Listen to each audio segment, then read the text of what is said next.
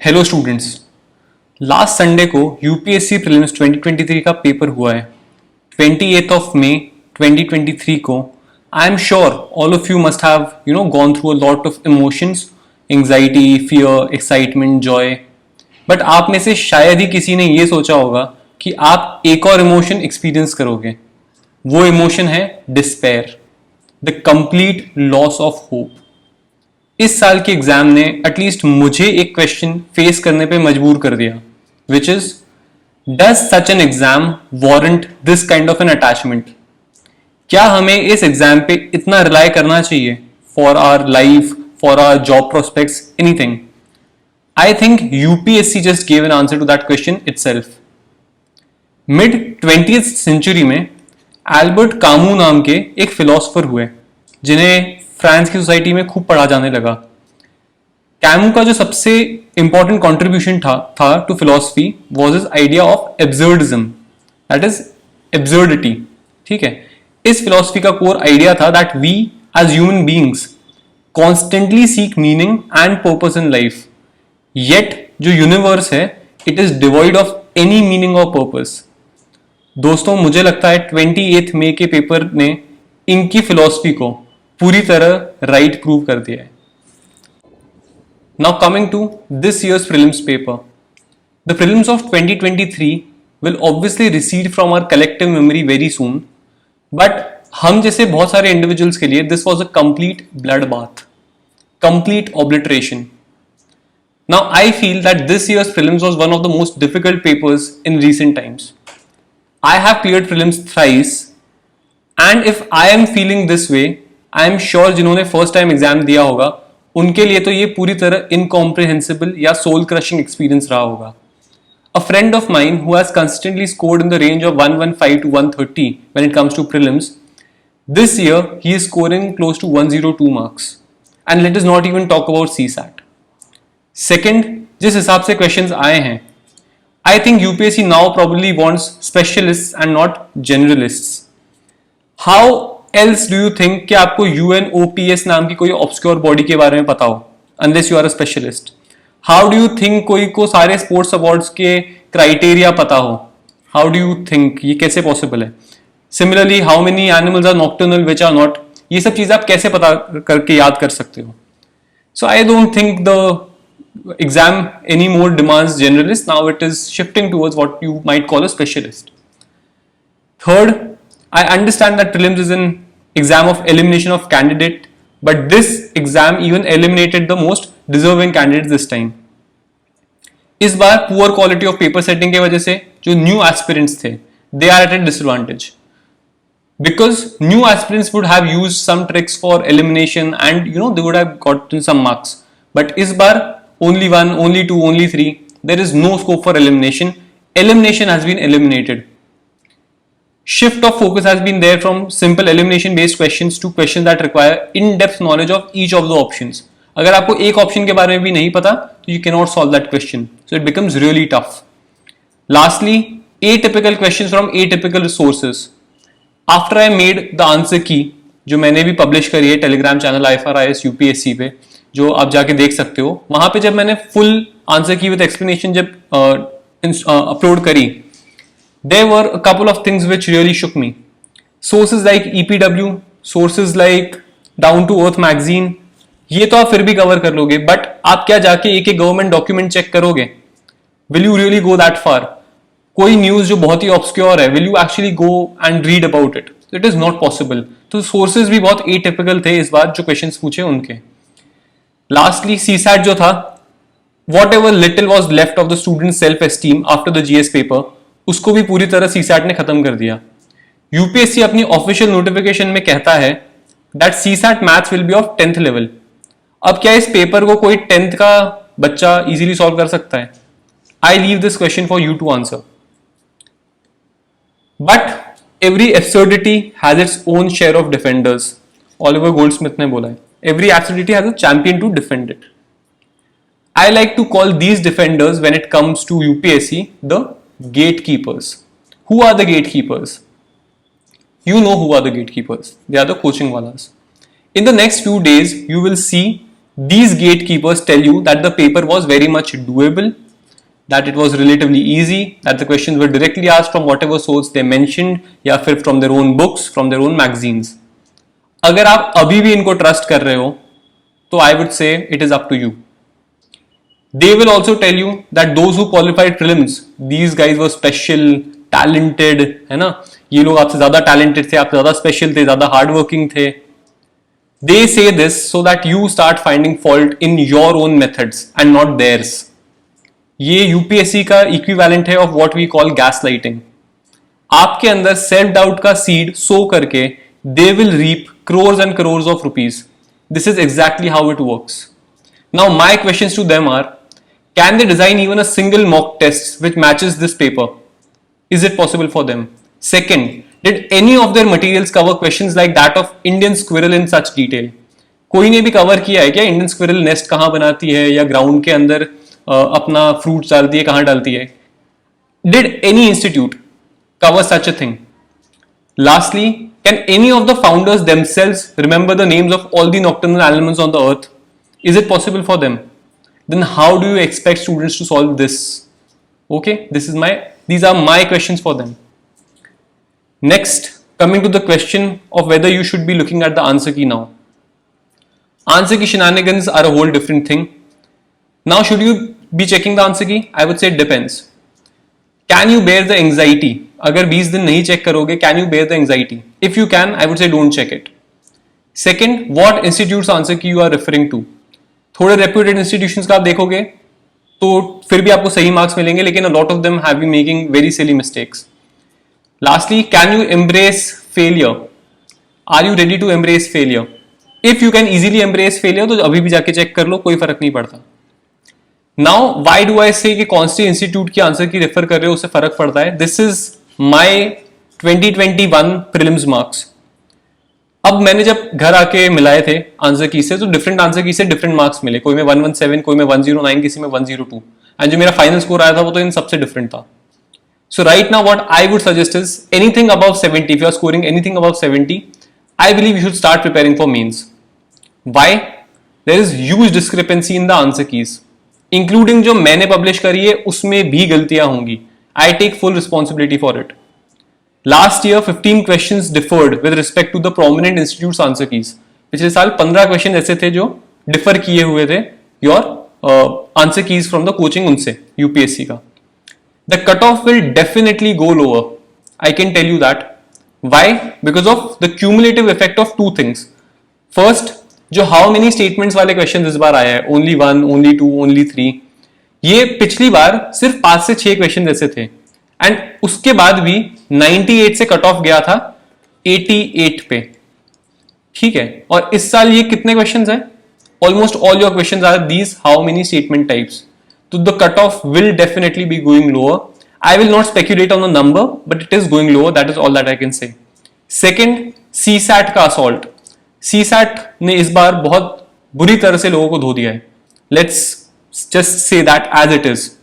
सो CSAT के वजह से एंड दिस स्टेटमेंट वाले क्वेश्चंस की वजह से I am pretty sure the cut off is going to go low. Next, what should be the future course of action? I would suggest सबसे पहले तो 1-2 दिन का ब्रेक लीजिए. Then take some time out and reflect on your performance. Just don't reflect on the performance itself on that D-Day, but reflect on your performance for the entire year. Reflect on both the tangible as well as the intangible aspects of the preparation. Were you hardworking, dedicated, happy during the preparation? This is the intangible stuff. Were you able to complete the syllabus, cover current affairs, do previous year questions? This is the tangible stuff. इस तरीके से do a SWOT analysis. Irrespective of whether you are qualifying prelims or not. ठीक है. Now to those scoring above 80, going by any answer key, कोई भी institute के answer की से if you are scoring above 80, I would say start preparing for mains without any delay. Why am I saying this? Because आपके पास सिर्फ 100 days के आसपास का टाइम है. Do not even waste a single hour. क्या करना है? Start with your optional and previous year questions for both mains as well as optional. If you have any other queries, you can always reach out to me for mains mentorship. I will be guiding you. अभी लेकिन ये start करो. मैं means mentorship launch भी करूंगा, तब आप join कर सकते हो, लेकिन अभी के लिए just start focusing on your optional and previous year questions. Second, for those who are scoring less than 65, first of all, I have complete sympathy with you. I know what it feels like to see your dreams getting shattered right now. I have gone through this a lot of times myself, so I know what this feels like. इसलिए सबसे पहले I would suggest take some time off. Don't get disheartened. थोड़ा सा अगर आपको लग रहा है तो ठीक है, लेकिन बिल्कुल हार मत मान लो, ठीक है. Acknowledge what you are feeling, that is okay. But when you are done accepting your fate, please start with mains preparation right now. आपको भी mains preparation start करनी है. Why? Because even though you could not be giving mains this year, but अगर आप next attempt में दोगे तब तो आपको mains करना ही है. So why not start it now? So just start doing mains if you choose to give another attempt. If not, go for plan B along with the exam. What to choose now? अब आपको क्या, अगर आपने choose कर लिया है कि आप एक और अटेम्प्ट देना चाहते हो, तो what will you do different? What would you choose? Coaching या फिर self study? This is the question that a lot of students are asking me in these past 2 days. अब देखिए, दोनों ही चीजों का कुछ प्रोज है, कुछ कॉन्स है. For example, let's take coaching. If you opt for coaching, you need to shell out at least 1 to 2 lakh rupees minimum, है ना. आप कहीं भी दिल्ली जाते हो, कहीं भी मूव करते हो, तो 1.5 लाख रुपीज तो कोचिंग का फीस है, प्लस आप वहां रहोगे, जो भी करोगे, रहने का खाने का खर्चा अलग. कम से कम 2 to 2.5 lakh I would say लेके चलो दिमाग में. Second, this is my question to all of you.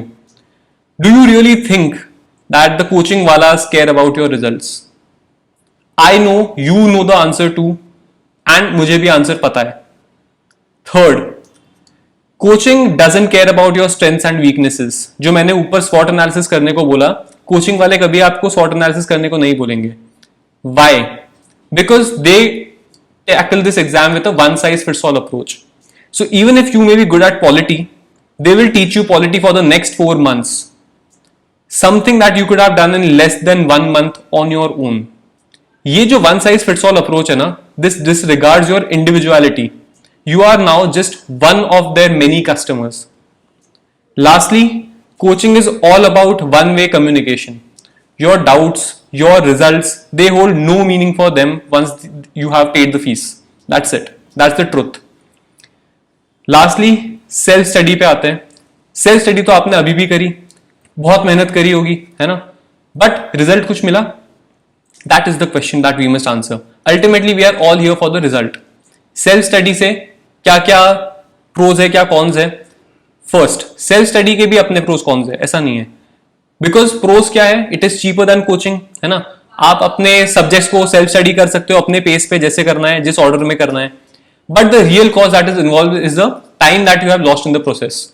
अगर आप इस साल क्वालिफाई नहीं कर पाए या अगले साल नहीं कर पाए, तो सेल्फ स्टडी करने का भी कोई फायदा नहीं है. बिकॉज जो अल्टीमेट कॉस्ट आप पे कर रहे थे, वो अब टाइम के फॉर्म में होगा, ना कि मनी के फॉर्म में जो आप कोचिंग में दे रहे थे. Second, lack of guidance and discipline. When you are free to do whatever you want to do, and you know whatever you choose to do, your discipline goes for a toss. This is a fact. तीसरा क्या होता है, जब आप self study करते हो, there is no long term strategic planning, and in the months of November, December, you start feeling lost कि मैंने क्या किया, मैंने इस बार मैं सही से कर रही हूँ प्रिपरेशन या नहीं कर रही हूँ. You start feeling all of this. Now there is something which is a third alternative, which is mentorship, personalized mentorship.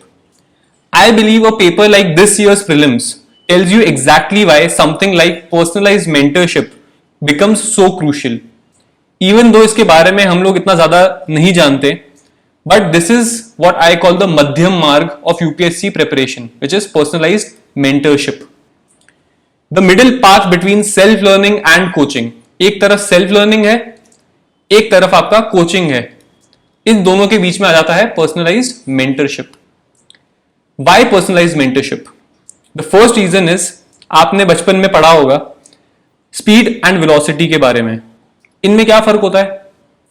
Difference is in the direction. No matter how fast you are, if you don't have a direction, you are going nowhere, you are reaching nowhere. This is what one-on-one personalized mentorship provides you. Guidance, ये आपको guidance and sense of direction देता है आपकी preparation में. Second, one on one personalised guidance. Anything ranging from your personal emotional problems to your academic problems, everything will be heard and resolved. इसलिए this will be a two-way communication, not one-way communication. You will feel heard after the end of the conversation. This is something that I can guarantee you. Third, two-way communication होगा, you will feel heard. Fourth है course correction. What is course correction? As soon as you go wrong, a mentor will be by your side to help you course correct. आप जहां गलती कर रहे हो वहां पे आपका मेंटर जो होगा वो आपको सही डायरेक्शन दिखाएगा. This is where personalised mentorship comes into picture. Lastly, discipline. The problem that most students struggle with is discipline. This is where daily accountability comes into picture. आप हर रोज गोल सेट करो, हर रोज अकाउंटेबिलिटी करो, things will get better. Trust me, they have gotten better for 150 students that I have mentored in these past few months. Daily discipline से ही काफी सारी चीजें रिजॉल्व हो गई थी. So this is where daily accountability comes into picture, and not just daily but even early accountability I am doing through my prelims dashboard. Okay. Lastly, mentorship में you focus mainly on previous year questions to devise your own strategy. This is your own strategy design by you. इसमें mentor जो है वो सिर्फ आपको direction दे रहा है. You are designing your strategy. We are just helping you design it. This is why personalized mentorship is a sweet spot between grueling loneliness and the futility of coaching classes. एक तरफ you get lonely, you get lost in the process. दूसरी तरफ coaching classes, they will only be telling you how to do things in a one-way communication side. तो this is the sweet spot, personalized mentorship, जो इन दोनों के बीच का मध्यम मार्ग है. Next, mentorship deals with the question of how, not what. हम आपको what is 1857 revolt ये नहीं बताएंगे. We will teach you what are the areas that you need to focus on and how do you read 1857 revolt. This is the kind of guidance that we will be providing. That is the mentorship. अब mentorship का if you see final exam score पे number of students से कितना difference रहता है. These are studies that have been conducted in Western nations. वहां पे मिला है कि one-on-one mentorship has a huge impact on your scores. तो फाइनल एग्जाम स्कोर पे मेंटरशिप का लर्निंग एंड कन्वेंशनल क्लासरूम से बहुत ज्यादा इंपैक्ट होता है. So this is a fact that I think you should keep in mind before you weigh your options and consider coaching और self study. I would say seriously consider personalized mentorship as an alternative. We will soon be launching the personalized mentorship for 2024 students as well as for the students appearing for mains this year in 2023. So I hope we can help you tackle this uncertain exam with our experience, guidance and handholding support. Plan B. Is it the right time to think of plan B? तो पहली बात है हाँ और ना. हाँ क्यों? Because the writing is on the wall. UPSC has made it clear that the exam is being deliberately made tougher. क्यों? इसका रीजन बहुत सारे हो सकते हैं, but I feel that the recent parliament report जिसमें कहा गया था कि lot of youth are wasting their young years following this exam and preparing for this exam, this needs to change. So I think this is why the paper was this tough this year. But again, this is just speculation, so you never know for sure. But the writing is clear on the wall that you need to start looking for other options too. अब what are these parameters जिस पे ये आपका decision rely करेगा? That is your financial conditions firstly. Second, आपका graduation discipline. ये भी बहुत important role play करता है whether you go want to opt for plan B or not. आपकी फाइनेंशियल कंडीशंस कैसी है? अगर सही है तो I would say give another attempt full time preparation के साथ. अगर नहीं है तो फिर गो फॉर अ जॉब और समथिंग एल्स. सेकंड, कब प्लान बी के बारे में नहीं सोचना चाहिए? Specially right now. Acting in haste is worse than not acting at all. अगर अभी आप कोई भी डिसीजन लेते हो जल्दी जल्दी में, this will be verse than not acting at all. I would say take a month to make the decision.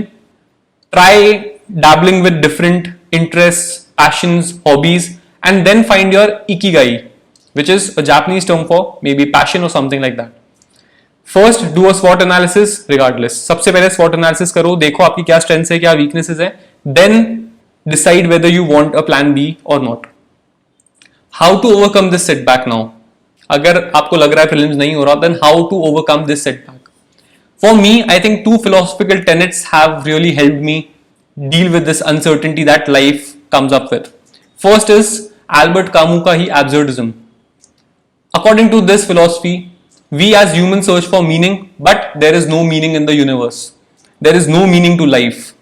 How do we reconcile these two facets of reality? तो जो एल्बर्ट कामू है उनका answer ये था that in the face of the absurd, individuals should engage in a revolt against the meaninglessness of the world. एक revolt करो इस meaninglessness के खिलाफ. कैसे रिवोल्ट करोगे? क्या कोई फिजिकली जाके आप स्ट्राइक करोगे, धरना दोगे? नहीं. The revolt, this rebellion involves embracing the present moment, accepting that there is no meaning, and finding value in your personal experiences and relationships. आपके आसपास के लोगों के साथ how you are behaving, how kind and caring you are, that is what will give meaning to life. Not some other, कोई आप कुछ read कर रहे हो या फिर something if you think this is a big philosophy. नहीं. आपके everyday experiences, this is something that makes life fulfilling. The realization that life is absurd cannot be an end but only a beginning. तो अगर ये absurdity जो exam ने अभी आपके सामने लाई है लाइफ में, I think this is not an end but only a beginning, as Albert Camus also says. Next, how to overcome this setback. इसके लिए एक और फिलॉसफी जो मेरे काफी काम आई है, which is Epictetus idea of control. The stoic concept of control argues that we can not always control what happens to us. हमारे साथ क्या हो रहा है उस पर हमारा कोई कंट्रोल नहीं है. कैसा पेपर आ रहा है, जो भी हो रहा है, this is not in our control, but we can always decide on how to react to it. कैसे हम रिएक्ट करें, that is within our control. Our response is our responsibility. It's a choice that we make कि हम कैसे respond करते हैं. So right now, correctly identifying what is within our control and what is not, ये सबसे पहले आपको करना है कि क्या आपके कंट्रोल में, क्या नहीं है. Second, focusing your effort on the things which are within your control and learning to accept what is not. जो पेपर था वो खत्म हो गया, अब उसके बारे में सोच के या उसके बारे में खराब फील करके कोई सेंस नहीं है. This is not within your control now. The results will come out soon, तब आप देख लोगे आप क्वालिफाई हो रहे हो नहीं हो रहे, बट उसके बारे में सोचने से कोई फायदा नहीं है. दिस इज अगेन एपिक्टेटस का एक coat. Although we cannot control which roles are assigned to us, it must be our business to act as per our given role as best we possibly can. जो आपका काम है, which is अभी पढ़ाई करना, उसको आप अच्छे से करो, बाकी सारी चीजें छोड़ दो, क्योंकि that is not within your control.